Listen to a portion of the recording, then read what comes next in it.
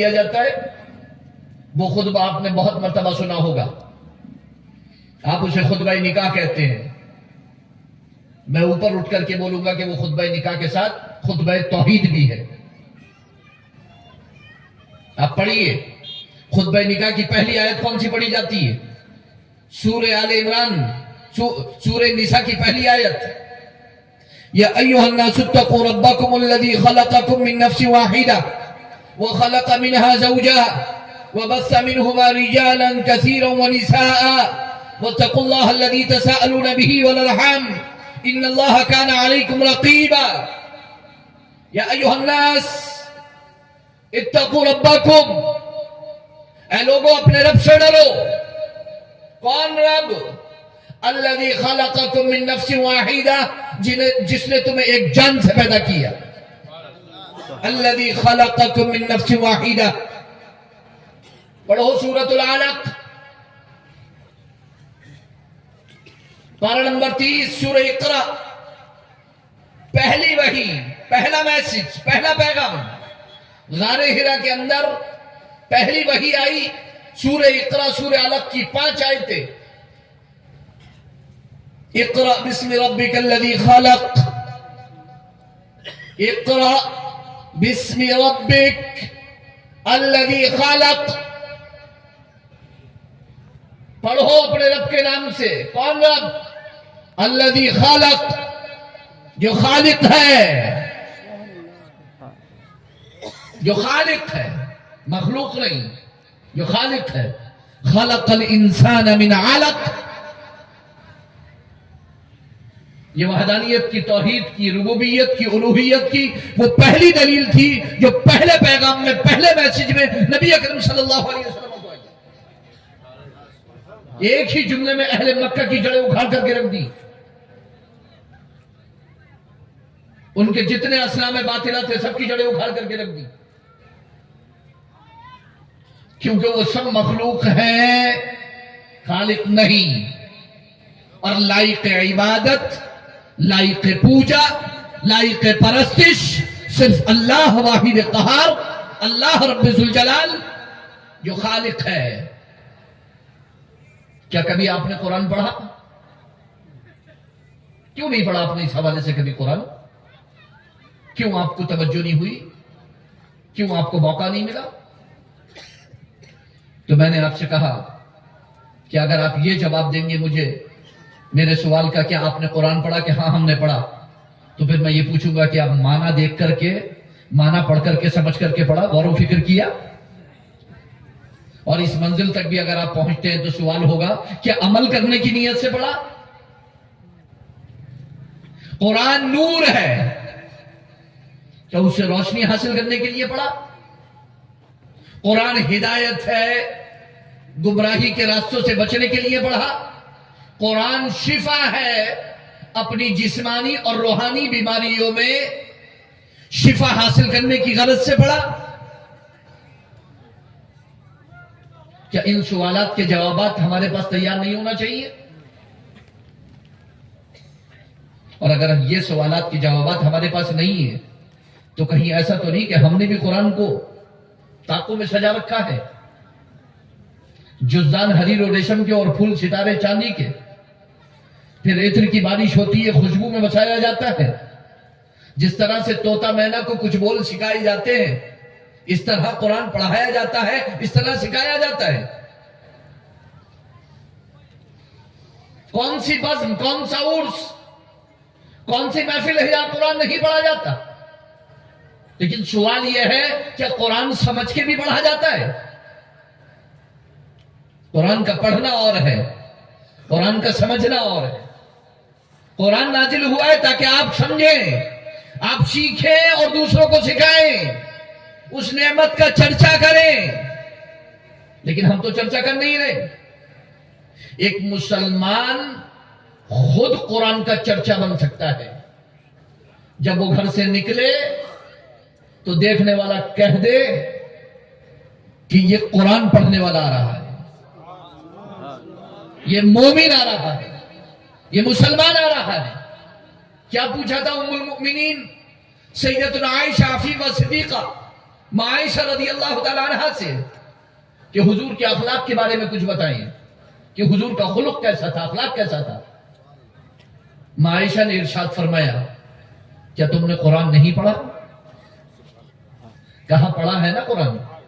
فرمایا وہی تو اخلاق ہے حضور کا۔ قرآن پڑھنے کے بعد یہ پوچھنے کی کب ضرورت ہے؟ قرآن پڑھنے والے کو دیکھنے کے بعد پوچھنے کی ضرورت نہیں ہے کہ یہ مومن ہے کہ نہیں ہے۔ قرآن سمجھ کر پڑھنے والا، قرآن پر عمل کرنے والا، اس کی سیرت بتاتی ہے، اس کی صورت بتاتی ہے، اس کا کردار بتاتا ہے، اس کی گفتار بتاتی ہے، اس کی رفتار بتاتی ہے کہ وہ مسلمان ہے۔ لیکن ہم کیا ہماری سیرت صورت، کیا ہماری گفتار، ہمارا کردار، کیا ہمارا اخلاق، کیا ہمارے طور طریقے، کیا ہمارا رہن سہن، کیا یہ سب بتاتا ہے کہ ہم مسلمان ہیں، ہم مومن ہیں؟ ہمیں تو دیکھ کر کے پہچان جائے کہ مومن آ رہا ہے۔ ایک زمانہ تھا جب مسلم تاجروں کو، بزنس مین جب مسلم تاجروں کو کسی بھی ملک میں جاتے تھے تو اسپیشل پروٹوکول دیا جاتا تھا، انہیں اسپیشل پروٹوکول دیا جاتا تھا اور ان کو بلایا جاتا تھا، ان کی مہمان نوازی کی جاتی تھی، انہیں باقاعدہ بادشاہوں کے دربار میں خصوصیت سے پیش کیا جاتا تھا کہ مسلم تاجروں کا قافلہ آیا ہوا ہے۔ اور بادشاہ کی طرف سے چاہے وہ کوئی بھی بادشاہ ہو، چاہے وہ عیسائی ہو، وہ یہودی ہو، وہ کوئی بھی بادشاہ ہو غیر مسلم، اس کی طرف سے خصوصی آرڈر ہوتا تھا کہ یہ مسلمان تاجروں کا قافلہ ہے، انہیں بازار میں اچھی سے اچھی جگہ دی جائے۔ کیوں؟ کیونکہ وہ جانتے تھے کہ ان کا مذہب یہ کہتا ہے کہ التاجر الصدوق الامین، یہ تاجر سچے بھی ہیں، امانت دار بھی ہیں۔ لیکن آج ہم سے کوئی کاروبار کرنے کے لیے تیار نہیں۔ کیوں؟ کیونکہ امانت میں کہیں نہ کہیں کمی آ گئی ہے، دیانت میں کہیں نہ کہیں کمی آ گئی ہے، صداقت میں کہیں نہ کہیں کمی آ گئی ہے۔ آج ہم اپنی امانت داری، اپنی دیانت داری، اپنی صداقت، اپنی سچائی کو پھر سے زندہ کر لیں تو اپنا کھویا ہوا وقار پھر سے حاصل کر سکتے ہیں۔ ہم اپنے زوال کو عروج میں بدل سکتے ہیں۔ ان اللہ لا یغیر ما بقوم حتی یغیر ما بانفسهم۔ ہمیں خود کو بدلنا ہوگا، ہمیں اپنی سوچ کو بدلنا ہوگا، ہمیں تیار ہونا ہوگا مستقبل کی قیادت کے لیے۔ مگر ہم تو تیار نہیں ہیں عملی طور پر، کیونکہ قرآن سے ہمارا رشتہ، ہمارا ناطہ، ہمارا تعلق کمزور پڑ گیا ہے۔ ہم نے بس ایک کتاب سمجھ کر کے ہفتے میں 10 دن میں 15 دن میں کبھی جمعے میں مہینے میں پڑھ لیا، دیکھ لیا، سن لیا، سمجھ لیا، 1 گھنٹہ محفل میں آگے بیٹھ گئے، بس اتنا تعلق مسلمانوں کا رہ گیا ہے۔ ڈاکٹر اقبال نے بہت پہلے کہا تھا بایتش ترا جزکار اینیست کہ از یاسین او آساں بمیری، کہ اے مسلمان اب تجھ کو قرآن سے اس سے زیادہ کوئی تعلق نہیں رہ گیا کہ تم مر جائے تو تیرے قبر پر یا تیرے سرحانے سورہ یاسین کی تلاوت کر دی جائے، یا تم مرنے والا ہو تو تیرے سرحانے قرآن کی تلاوت کر دی جائے تاکہ تیرا دم آسانی سے نکل جائے۔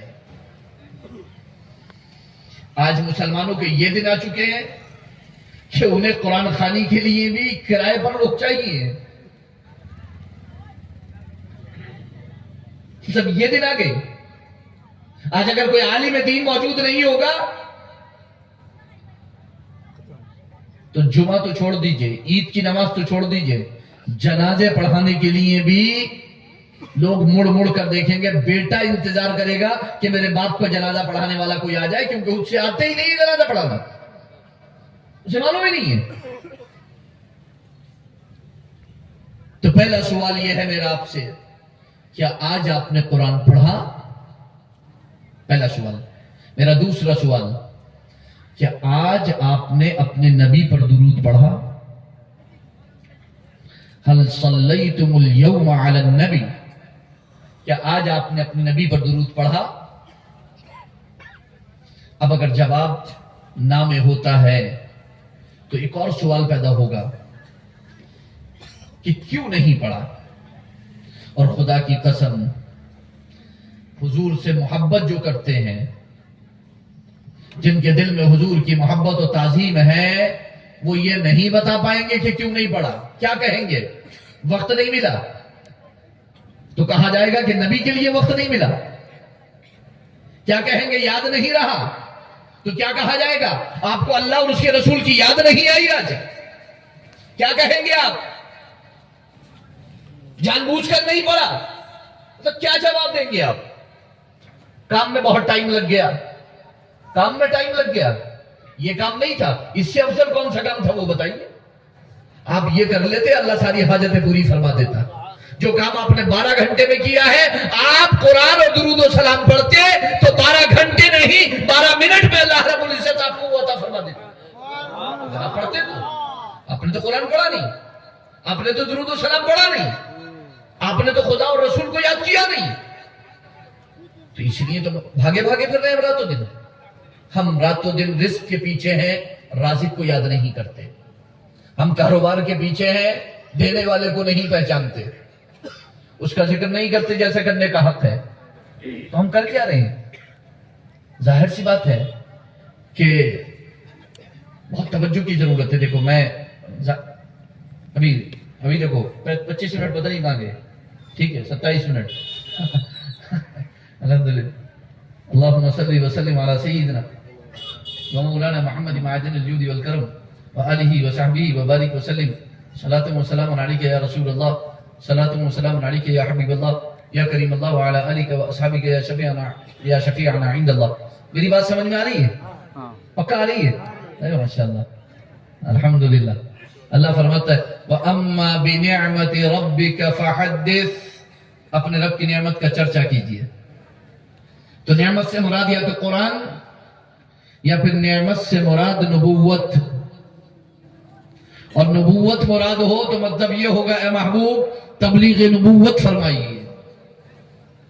اور آگے بڑھتے ہیں کہ نعمت سے مراد ایک تفسیر امام مجاہد کی کہ قرآن مراد ہے، اور نعمت کی ایک تفسیر حضرت قتادہ سے کہ نبوت مراد ہے. لیکن آئیے بخاری شریف سے پوچھتے ہیں کہ یہ بتائیے کہ نعمت سے مراد کہیں جناب محمد الرسول اللہ صلی اللہ علیہ وسلم بھی ہے کہ نہیں؟ کوئی قرآن کی آیت ایسی ہو کہ جہاں نعمت کا ذکر ہو نعمت اللہ، اور وہاں پر مراد جناب محمد الرسول اللہ صلی اللہ علیہ وسلم ہو؟ تو صحیح بخاری کی حدیث ہمیں بتاتی ہے اور تفسیر ہمیں بتاتی ہے کیا؟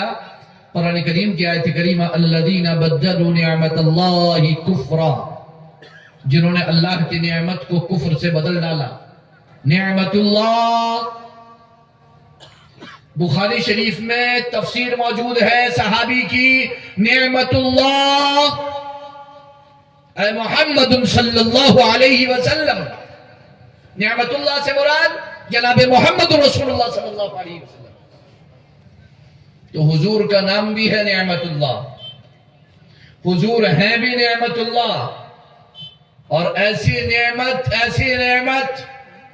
نعمت عظمی، نعمت کبریٰ، ایسی نعمت جس کے صدقے میں ساری نعمتیں ملی، جس کے صدقے میں ساری نعمتیں ملی. زمین و زماں تمہارے لیے، مکین و مکہ تمہارے لیے، بنے تو جہاں تمہارے لیے، ہمارے یہاں تمہارے لیے، اٹھے بھی وہاں تمہارے لیے. سب کچھ تو نبی کے لیے ہے. ہم خود نبی کے لیے ہیں، ہم تو خود نبی کے لیے ہیں. تو نعمت سے مراد جناب محمد رسول اللہ صلی اللہ علیہ وسلم بھی ہیں. تو یہاں تو علماء جانتے ہیں کہ ایک قاعدہ ہے کہ اعتبار الفاظ کے عموم کا ہوتا ہے، خاص سبب نزول کا نہیں ہوتا، شان نزول کا نہیں ہوتا. العبرۃ بعموم اللفظ لا بخصوص السبب، یہ علماء کے لیے تھا. ہاں وہ اپنی زبان میں وہ سمجھ لیں گے، ٹھیک ہے، ان کو تشریح کی ضرورت نہیں ہے. لیکن چونکہ ہو سکتا ہے کہ بہت سارے وہ علماء بھی ہوں جن کے کان تک یہ بات پہنچے، تو اس لیے ان کے لیے بھی ڈوز ضروری ہے. ہاں ٹھیک ہے. ہاں تو العبرۃ بعموم اللفظ لا بخصوص السبب. تو وَأَمَّا بِنِعْمَةِ رَبِّكَ فَحَدِّثْ، اپنے رب کی نعمت کا چرچا کرو. اور حضور بنعمت اللہ، حضور صلی اللہ علیہ وسلم نعمت اللہ اب اس نعمت کا چرچا کرو. چرچا کہاں سے کرو گے اور کیسے کرو گے؟ تو جیسا قرآن و حدیث میں ہوا ویسا ہی کر دو تو بہت ہے. کیونکہ جیسا قرآن و حدیث میں چرچا حضور کا ہوا ایسا تو کوئی کر ہی نہیں سکتا، کوئی نہیں کر سکتا. اور کہاں سے شروع کرو گے چرچا؟ جہاں سے سیرت نگاروں نے اور محدثین نے شروع کیا. حضور صلی اللہ علیہ وسلم سے متعلق 3 دور گنائے. میں سیرت نگاروں کی بات کر رہا ہوں، ٹھیک ہے؟ سیرت کی جتنی بڑی بڑی کتابیں ہیں عربی کے اندر، سیرت کی جتنی بڑی بڑی کتابیں ہیں، اور سیرت کا وہ حصہ جو احادیث کریمہ میں موجود ہے، سیاہ ستہ میں موجود ہے، صحیح احادیث کریمہ میں موجود ہے اور وہیں سے ماخوذ ہے. اور سیرت کا وہ حصہ جو قرآن کی تفسیر کے حصوں میں موجود ہے، تفسیر کے ضمن میں موجود ہے، وہ تمام سیرت کے حصے اٹھا کر کے پڑھیے. تو اس حوالے سے مفسرین کے یہاں سیرت پڑھیے، محدثین کے یہاں سیرت پڑھیے، حضور کی سیرت نگاروں کے یہاں حضور کی سیرت پڑھیے. 3 دور ملتے ہیں: خلقت، ولادت، بعثت. خلقت نور محمدی کی تخلیق. اور جب آپ اس میں جائیں گے، بلکہ آپ حضرت آدم علیہ نبینا علیہ السلام کے قصے میں چلے جائیں. حضرت آدم کے لیے جو فرشتوں کو سجدے کا حکم ہوا تھا، اس واقعے کو اللہ رب العزت نے قرآن میں 7 جگہ بیان فرمایا. حضرت آدم اور فرشتے اور ابلیس، اس قصے کو اللہ رب العزت نے 7 جگہ بیان فرمایا. آپ 7 جگہ کی تفسیریں اٹھا کر کے پڑھ لیجئے. ان 7 جگہ کی تفسیر اور اس کے علاوہ اور تفاسیر اٹھا کر کے پڑھ لیجئے. اور سیرت کی کتابیں، حضور کے نور کے بارے میں آپ کو گفتگو ملے گی کہ حضور کے نور کی تخلیق کب ہوئی. آپ کو حضور کے نور کے حوالے سے بہت گفتگو ملے گی. اس کے بعد جب دنیا میں آ گئے انبیاء اکرام، حضرت آدم علیہ نبینا علیہ السلام، ابو البشر سیدنا آدم علیہ نبینا علیہ السلام، پھر انبیاء کا سلسلہ دنیا میں شروع ہو گیا، آمد کا سلسلہ شروع ہو گیا. عالم ارواح میں حضور کا چرچا، حضور کا ذکر، نور مصطفیٰ کا ذکر. آدم کی پیشانی میں نور مصطفیٰ، نوح کی کشتی میں نور مصطفیٰ، ابراہیم کی پشت میں نور مصطفیٰ، اسماعیل کی پشت میں نور مصطفیٰ، پاک پشتوں میں نور مصطفیٰ. تمام انبیاء نے 1,24,000 کم و بیش 2,24,000 انبیاء اکرام نے اور 313 رسولان اعظام نے اور اس دور کے کامل اولیاء اکرام نے، سب نے اپنے اپنے زمانے میں اس نور مصطفیٰ کا ذکر کیا کہ وہ آنے والے. سب بشارتیں سناتے رہے. سیرت کی کتابیں بھری ہوئی ہیں، اٹھا کر کے دیکھیے سیرت کی کتابیں اس نور مصطفیٰ کے ذکر کے حوالے سے بھری ہوئی ہیں. اس کے بعد زمانہ آتا ہے جناب محمد رسول اللہ صلی اللہ علیہ وسلم کا. حضور کی ولادت، حضور کے بچپن کے واقعات، ولادت کے واقعات، بچپن کے واقعات، جوانی کے واقعات، حتیٰ کہ دور آتا ہے حضور کی بعثت کا. اور جب حضور اعلان نبوت فرماتے ہیں تو پھر سیرت کی اور تاریخ کی اور حدیث کی کتابیں 13 سالہ مکی دور اور 10 سالہ مدنی دور سے بھری ہوئی ہیں. اس سب میں ذکر ملتا ہے حضور کا. اور ایسا عظیم دور کہاں گیا وہ سارا؟ کس نے چھپا لیا؟ کیوں کبھی بیان نہیں کیا جاتا؟ کیوں سب اعلان نبوت کے بعد سے شروع کر رہے ہیں؟ اعلان نبوت سے پہلے بھی تو دور حضور کا ہے، اجی زمانہ ہی حضور کا. والعصر، زمانہ محبوب کی قسم. کیوں نہیں شروع کرتے؟ شروع ہی نہیں کرتے، بیان ہی نہیں کرتے. کیونکہ اگر عالم ارواح کے اوپر بیان کریں گے حضور کے حوالے سے، یا पिछले अंबिया इकराम के जमाने में हुजूर का जिक्र करेंगे तो नूर मुस्तफा का जिक्र करना पड़ेगा। इसलिए चोरी करते हैं कि उस जमाने को हाथ ही नहीं लगाते। अगर हुजूर की विलादत और बचपन पे गुफ्तगू करेंगे तो वो तमाम वाकयात बयान करना पड़ेंगे जो हुजूर की विलादत बासआदत के वक्त पेश आए थे, और यूं मिलाद मुस्तफा हो जाएगा। और जो कुछ हम मिलाद मुस्तफा के हवाले से बयान करते हैं वो सब आ जाएगा सामने। इसलिए उसको भी हाथ नहीं लगाते, बचपन की कुछ चीजें बयान कर देते हैं, बस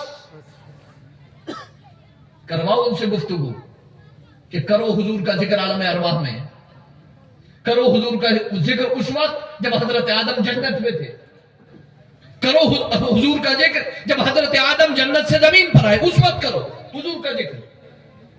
तमाम नबियों के जमाने में हुजूर का जिक्र कैसा रहा वो जिक्र सुनाओ हमें। फिर हुजूर की विलादत से लेकर 40 साल तक का जमाना हुजूर का सुनाओ हमें। नहीं सुनाएंगे, इसलिए नहीं सुनाएंगे कि पोल खुल जाएगी,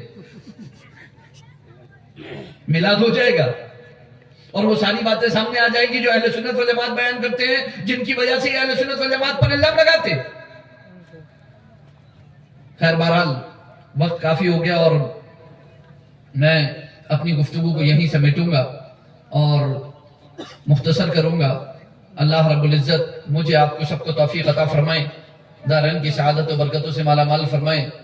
कभी इंशाल्लाह मौका होगा तो बहुत तफसील से गुफ्तगू होगी इंशाल्लाह, और मुझे उम्मीद है कि आप सुनेंगे।